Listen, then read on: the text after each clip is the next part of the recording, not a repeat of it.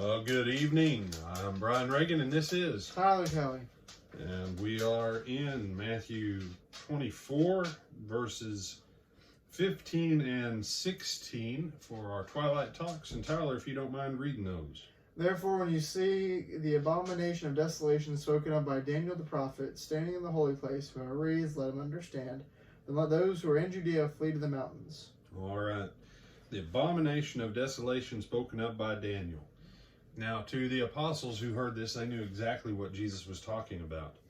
And if you have your Bible handy and you want to flip back over to Daniel chapter 9, this is the prophecy of the 70 weeks.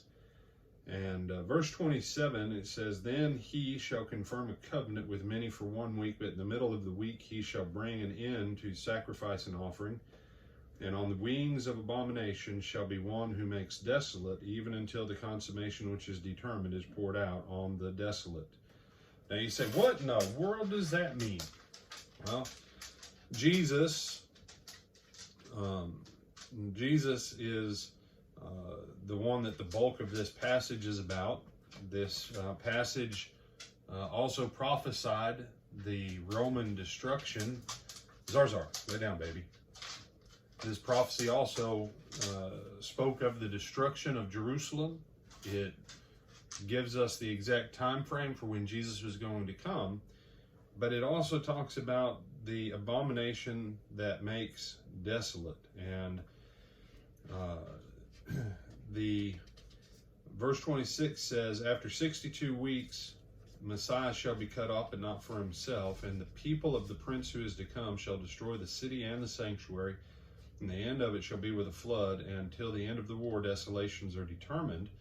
And verse 27 tells us it is an abomination that makes desolate, and that desolation is poured out.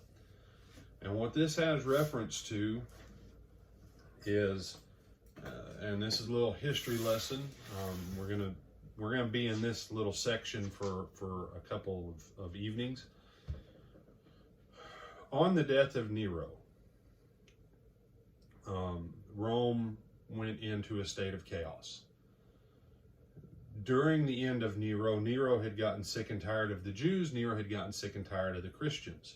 And what happened was there was a Roman general by the name of Vespasian, and Vespasian was in Judea. And they had already started a purge of punishment on the Jewish nation, starting in the north and working on down toward Jerusalem, because the Jews had been trying to overthrow and kick out the Romans. And they got down to Jerusalem and they laid in a siege. And what happened was, when word came that Rome was in chaos, that was what was called the year of the three emperors, Otho, Galba, and Vitellius. Those three Roman emperors ruled, and each one successfully overthrew their troops. It was a war between generals and their men. And so Vespasian gets word that Rome is basically on the edge of collapse. And he looks at his son, Titus, who was his right hand, and he says, Titus, I'm going back to Rome. I'm taking part of the men with me. I'm leaving part of the men with you. Lift the siege, get the men ready, and when I send you word that I've got Rome under control, clamp back down and destroy Jerusalem. And Vespasian goes back. He does succeed in putting Rome in order. Most people, if they think about Vespasian, the most notable thing of Vespasian is the Colosseum. That was his building project, was the Colosseum in Rome. His son Titus gets word, and in the year 67, he locks back down. He locks this thing back. That's when this thing started, with 67. He locks back down, and it gets bad in Jerusalem. People engaging in cannibalism.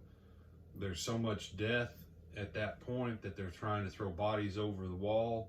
There's nothing coming in and out for food. The Romans have been successful in shutting off most of the access to water. other than a couple of things in the city, and it's not enough for the 1.2 million people that live in the city, 1.2 to 1.3. And Titus, when he finally lets his men loose, and in Revelation, we'll get to this, there were places in the city of Jerusalem where the blood was so deep that it came up to the horses' bridles because there was so much death. And you say, you serious? The blood ran like rivers like that? Yes. Yes, it did.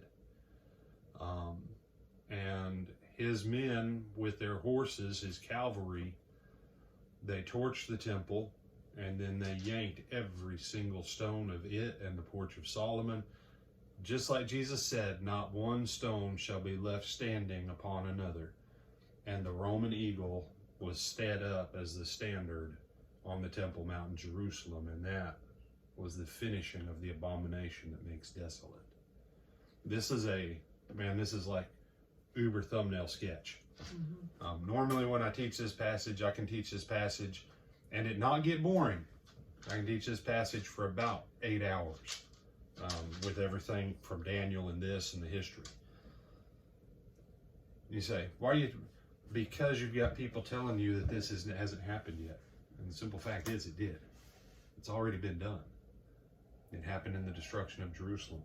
And as we see some of these other things, we're going to look at Luke and Mark on part of this tomorrow night, Lord willing, and make some of this other stuff and some of the wording of stuff that seems contradictory make more sense. And we're going to tie it all together for you in a neat little package.